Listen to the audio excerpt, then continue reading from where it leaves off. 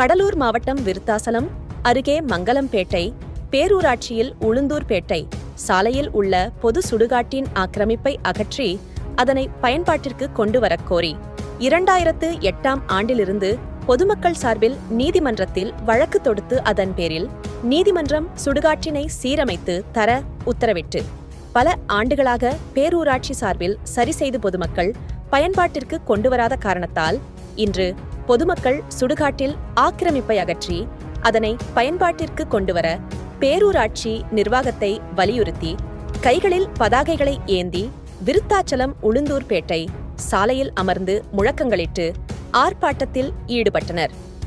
இதனை அறிந்த மங்கலம்பேட்டை காவல் ஆய்வாளர் பாண்டிசெல்வி தலைமையிலான காவல்துறையினர் அங்கு விரைந்து வந்து சாலை மறியலில் ஈடுபட்ட பொதுமக்களிடத்தில் பேச்சுவார்த்தை நடத்தினர்.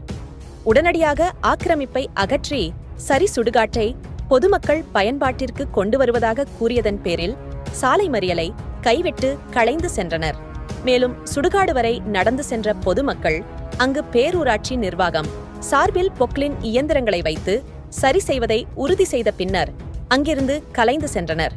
இதனால் விருத்தாச்சலம் உளுந்தூர்பேட்டை சாலையில் அரை மணி நேரம் போக்குவரத்து பாதிப்பு ஏற்பட்டது.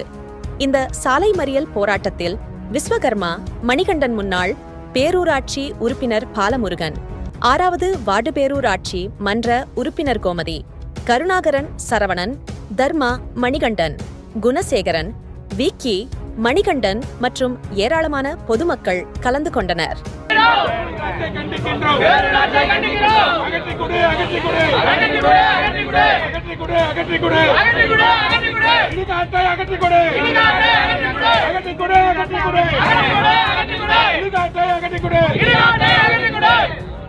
கண்டிக்கின்றோம்.